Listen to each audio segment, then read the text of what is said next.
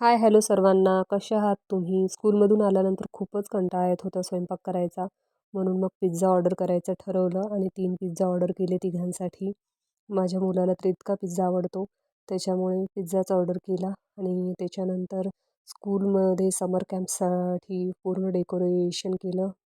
म्हणजे वॉल पूर्ण ते जिथे मुलांचे फोटोज व्हिडिओज काढता येतील तिथे. आणि ग्लास बोर्ड पण असा डेकोरेट केला. पूर्ण फ्रूट्स, ॲनिमल्स, वॉटर ॲनिमल्स असे. कसा वाटतो आहे आमचा ब्लॅकबोर्ड ते नक्की कमेंट करून सांगा. वॉल कशी वाटते ते. आणि थीम होती बीचची समर कॅम्पसाठी. आणि नंतर दुसऱ्या दिवशी मॉलमध्ये गेलो होतो. तिथे छोले भटुरे खाल्ले.